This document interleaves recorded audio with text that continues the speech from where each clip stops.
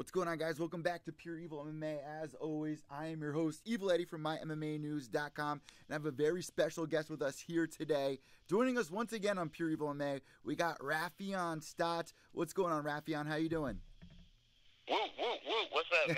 What's up? What's going on? I'm doing good, man. Not as good as you're doing right now, though. You've been making a huge splash. I know that, you've come across some obstacles, and we'll get to that. But nonetheless, You're making a big name for yourself. You're a part of one of the biggest camps in mixed martial arts, period. Matter of fact, I was tuning into Duke's Instagram Live, and there you go, running across the screen on a track with some of the bigger names. So, how's that camp going right now? I know that you've had a fight fall off at the end of last year, but how are things going right now? Man, things are going good. Couldn't be better, We're just going, racing toward the top, at Raufeon Stots. We just keep getting better and keep getting stronger, and the good thing about Raufeon Stots is everybody's getting better together. So, we got better training partners and better looks, and everybody's just on the same page, working as a team. Teamwork makes the dream work. So one thing I got to bring up with you, you're one of the guys that everybody talks about, along with Jose Shorty Torres, who recently just made it inside the UFC. He's another guy that had to do, all these obstacles at Titan FC, became the double champ. Have you been following him, and what do you think, of his first two performances? Yeah, I've been following him. I've been a fan of Shorty Torres. One of my teammates actually trained with him, Josh Smith. I thought I was going to be able to fight him a while back, but we were in two different organizations. He's an awesome athlete, man. Got to know he just suffered a tough loss, but I'm sure he'll be back and he'll learn from his mistakes. So you've kind of been in the same position. Like I said, all the eyes are on you, and you're trying to get back on your feet. But let's start with the most recent event. There was a canceled fight that you were supposed to have. What happened there? Yeah, so I was going to fight LSA. It was a while back. I forget the date. It was like December of last year. Was your last fight, and then June 1st was the fight that got canceled. Yeah, I fought December, and then the fight got canceled June 1st. And, what happened was I was hearing word that I was pretty sure that I was going to get a spot on the Contender. But that ended up falling through for whatever reason. It didn't work out. They didn't get my name in time or whatever it was. So that fell through. And the LFA heard that I had the Contender fight, so they pulled me from that fight before, the fight was finalized, and then I ended up having nothing, pretty much. So that's got to be really... I was supposed to fight a kid that I had, which I was kind of excited about because I was fighting a kid that I had fought as an amateur, but he was undefeated as a pro. But he ended up fighting like a week before. But like they canceled my fight, he ended up fighting a week before and losing to somebody who I had beat also. But yeah, so that's what happened. I was pretty much thinking I was gonna get on the Contender Series, but it didn't happen. Why do you think it didn't happen? Why do you think it didn't happen? Do you think it's because, the whole Dana White Tuesday Night Contender Series thing, which we're going to talk about in a second? Do you think that may be a reason, or what do you think? What? Say it again? Why do you think you weren't able to get onto the Contender Series? Oh, I think they already had their slot. Oh, okay. Away field or whatever, and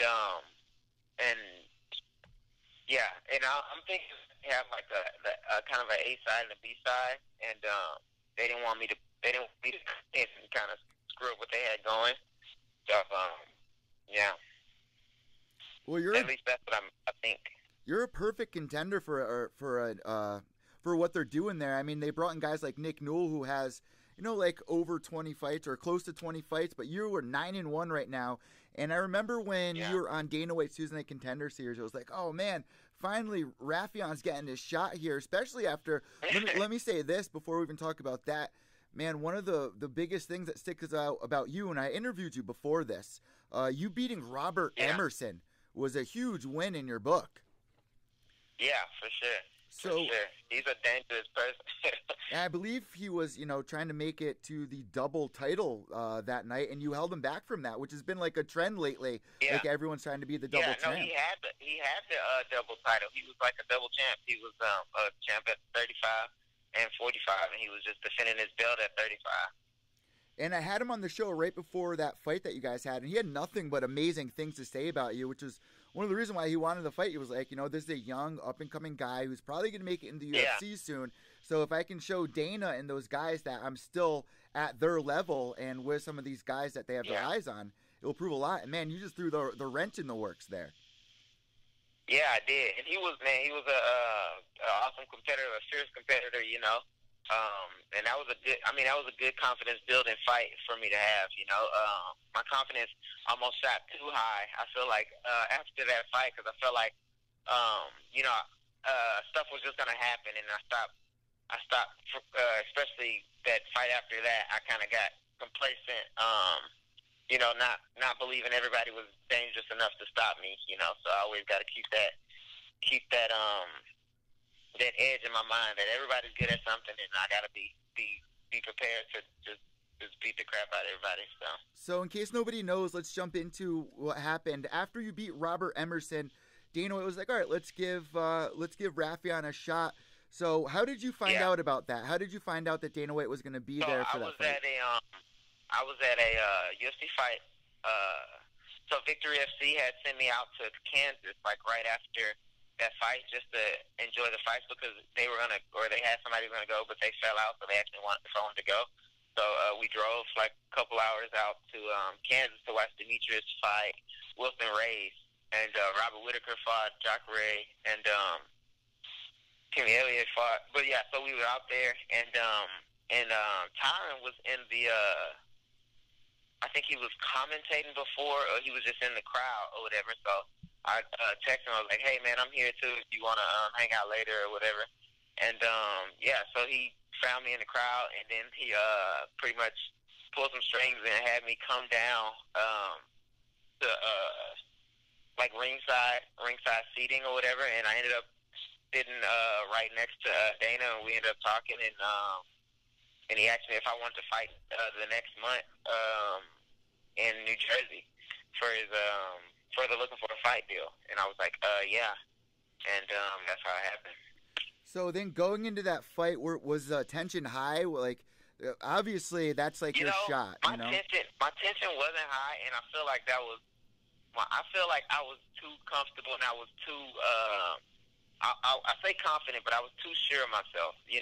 I was just the way I was looking at it, I was like, I'm gonna go in there, and eventually I'm gonna wear this kid down. Eventually I'm gonna beat this kid. I mean, I'm better than this kid, so eventually it'll show. Instead of going there with the mindset of I need to take this opportunity, I need to go prove. I still got stuff to prove. I got to show that in the ring. I got to prove that I'm the best every time I step out there. So I think that was I think that mindset is what killed me, because I came out there kind of, relaxed, and that's another thing. When I'm facing people, I know everybody's going to be kind of tense, or it's a lot of anxiety going into these fights, like in the first rounds, first couple minutes or whatever, filling out. So people are a lot jerkier, a lot, got a lot more nervous energy. So I need to be ready for that, and I need to be on point, and I just wasn't. So I got caught. And the fight ended in 15 seconds. I mean, I was absolutely in disbelief, but you know what, man? This is going to help you along the way, because you're facing adversity. Oh, yeah, for sure. And it wasn't like you shied away from it either. You were like, you owned up to it, and you got right back in there, and then you got a win over a guy who was 6-1. I forgot his name. Yeah. What the hell is it? Arnold Bardon. Yeah, and you got the win in the first round, so it's like right back on track here. So yeah, exactly. And that's what I wanted to do. Some people or some of my management was like that. They wanted me to take time, which as far as like my confidence, I've taken losses before. I know what I'm capable of. I know what I can do when I put my mind to it. So like stuff like that don't faze me, And that's as we see with Demetrius Johnson, that's what shows true champions. True champions don't whittle or wilt away in face of adversity. That all that does is make me stronger. So,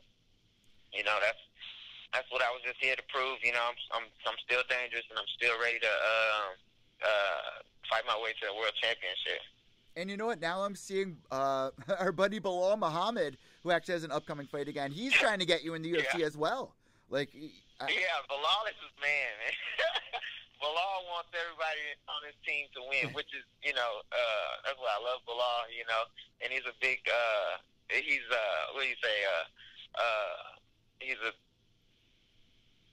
vocal Twitter person, and I love him, man. Every time he posts something, I kind of laugh at it, but I'm also like, hey, I'm ready. Like, I'm here, because I feel like my shot is, like, right around the corner, I just signed with LFA, and I got a fight coming up with LFA, but I feel like my shot is, like, right around the corner, so I'll be ready for it.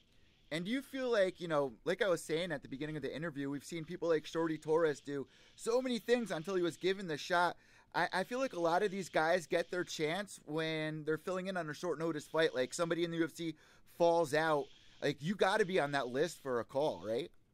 Yeah, I think I am, and something just happened recently. Moscow, Pure EVil, I think it was, fell out, and I'm hoping to get in touch with my manager and Duke and them and seeing if I can push for that too. I'm willing to travel across the world to throw some hands, so and hopefully. Yeah, and it's over in Russia to top it all off. Like, that would be an amazing trip. Yeah, that'd be fucking awesome to go fight in Russia. That'd be tight as hell. Russia? I've never been to Russia. I've been to Turkey wrestling. I've never been to Russia. So another big thing here is obviously you're training with Duke. How's that going right now, and what is he saying for you to do with the game plan? Obviously, you said you got this fight coming up, but does he also think like your shot's right there, right around the corner?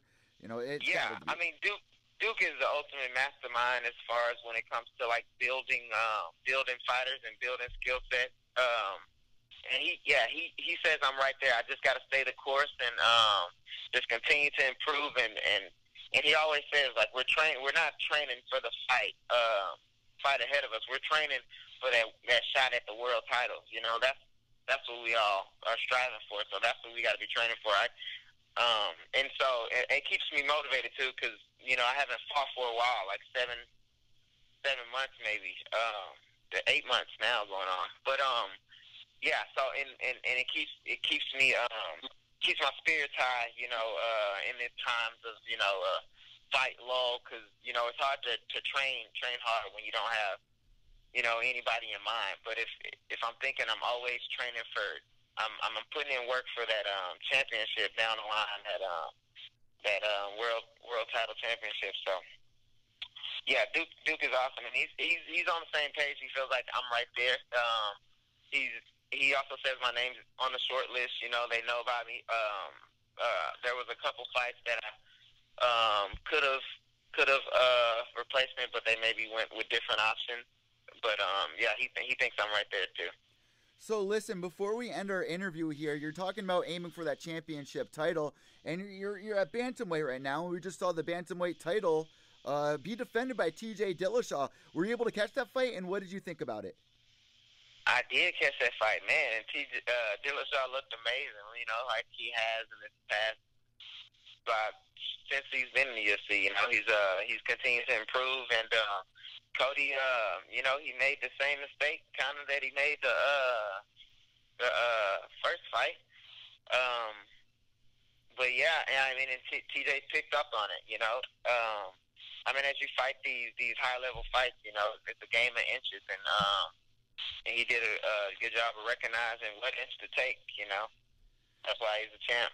So what do you think's next for TJ? Would you like to see him fight maybe Henry Cejudo? Would you like to see him fight Cruz in a rematch? I would actually like him. I would like him to see him fight Marlon. Yeah, hell yeah. Yeah, I would love to see that fight. I think that would be a very interesting fight. Cejudo. I feel like Demetrius deserves a rematch if he, if he wants it. On the other hand, Cejudo, I understand. Wants to make a big.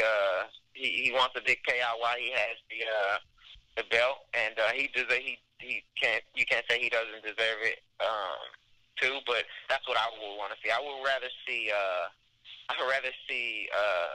Moraes or Marlon versus Dillashaw.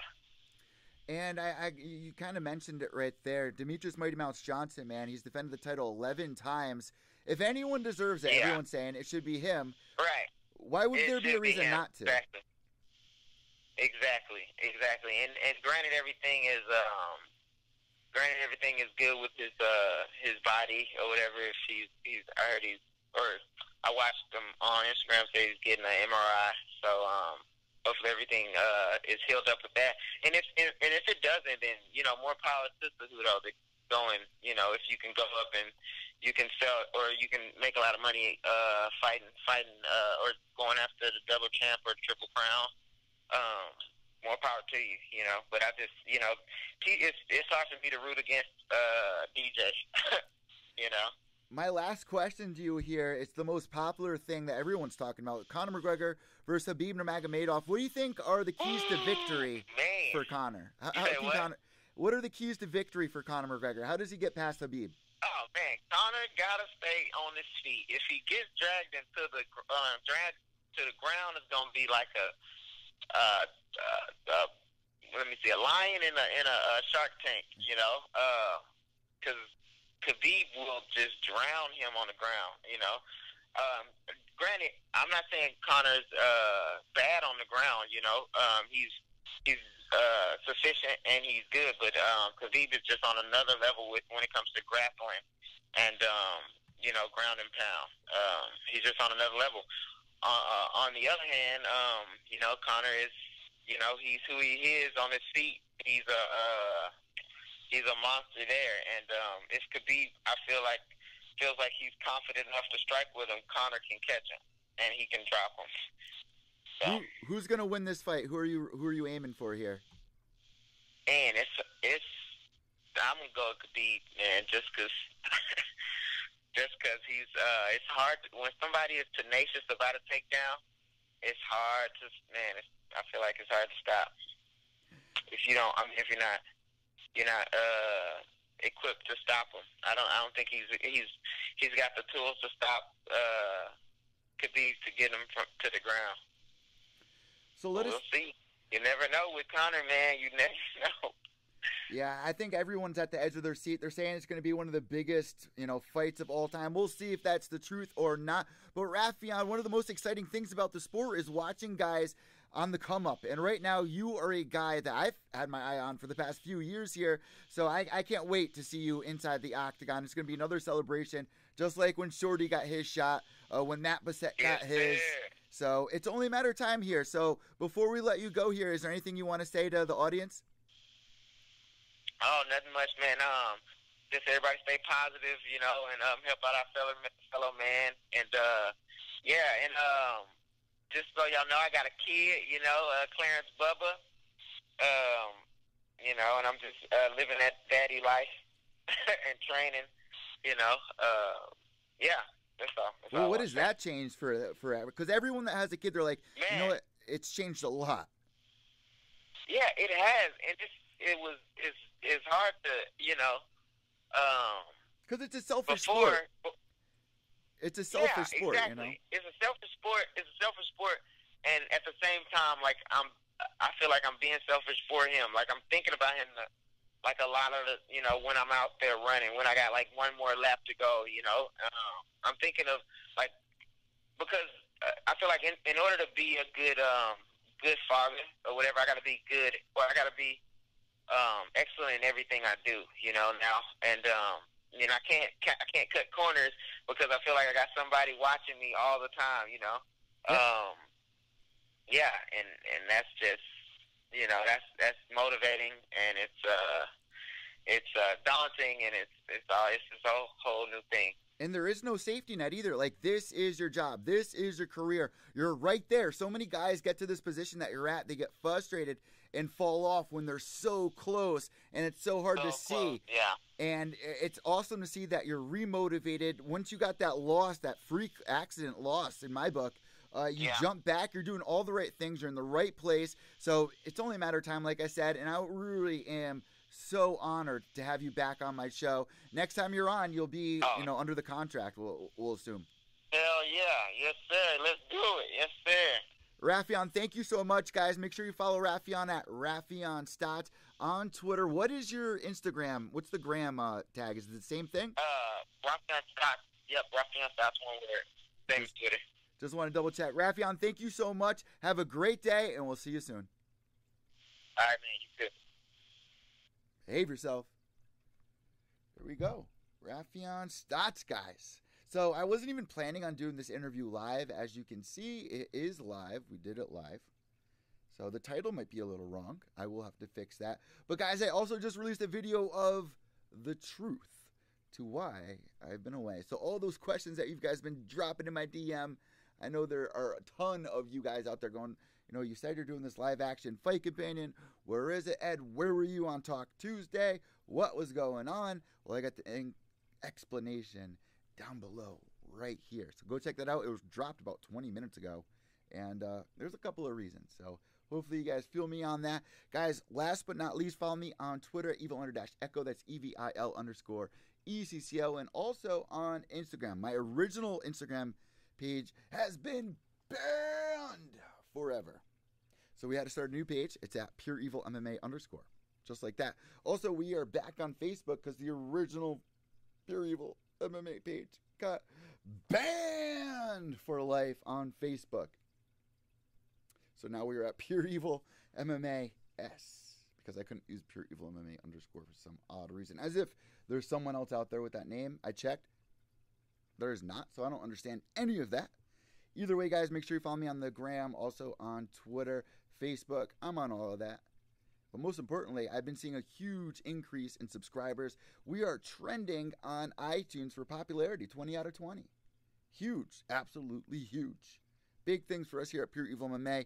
And also the merch drop, Pure EVil MMA merch. Pure EVil merch. Teespring.com/Pure EVil merch. Guys, until next time, well, next time is going to be in just a little bit here. Which is actually like right now. All right, so I got another interview coming for you guys right now. Stay tuned. I'm Evil Eddie from Pure EVil MMA, mymmanews.com. Remember, without evil, there's no purity.